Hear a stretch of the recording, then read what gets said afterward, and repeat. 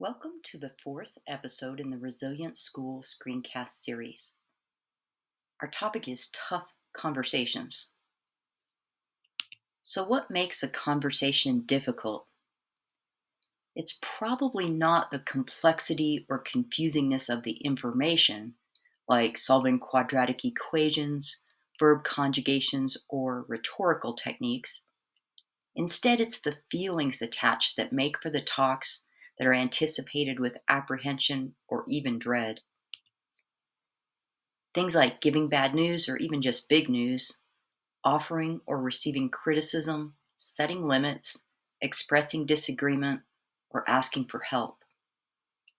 We worry about angering, upsetting, or disappointing the other person, or fear that they won't be able to deal with their distress, or we won't be able to deal with their feelings or our own.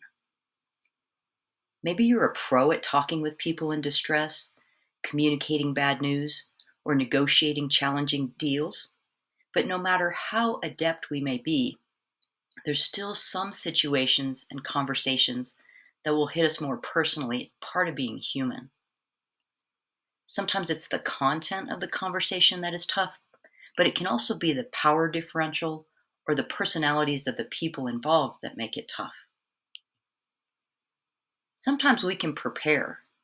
We can separate the people from the problem and focus on the interests rather than the particular positions. And we can at times invent options for common gain.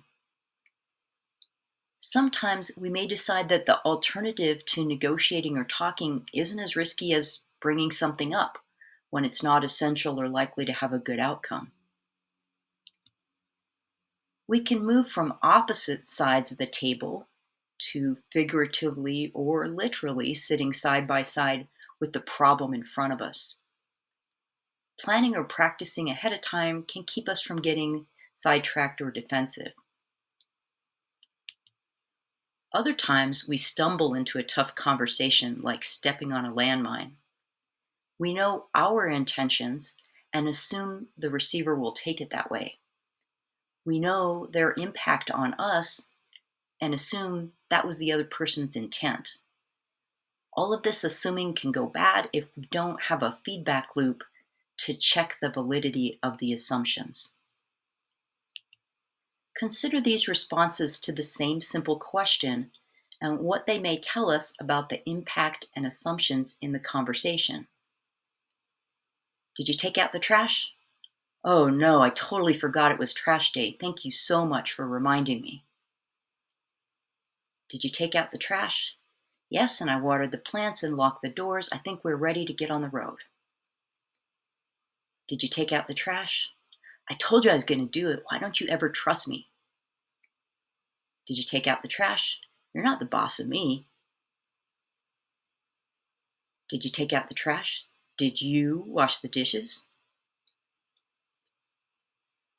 The toughest conversations of all tend to hit way deeper than the surface content to the depths of our identities, raising unspoken questions. Am I a good person? How do I want to be seen? Am I worthy of respect? Do I deserve help? Will I be seen as weak? Where do I belong? Who do I want to be? Defenses naturally go up when our identity feels threatened. Deeply held beliefs are often part of our sense of who we are.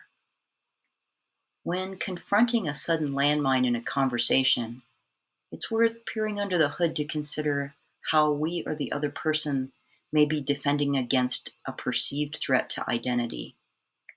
We may want to step back or check in at that point to non judgmentally share our intention or their impact, or ask about their intention and our impact. Especially a stance of genuine curiosity can make it easier to actually listen instead of mentally planning an offensive. And of course, sometimes it's a good idea to just take a time out and say, this is really important, so I want to take a time when I can focus and be fully present to listen. So let's schedule this conversation and then schedule the conversation. But I hope this gives you something to think about. And until next time, I wish you a day full of hope and possibility.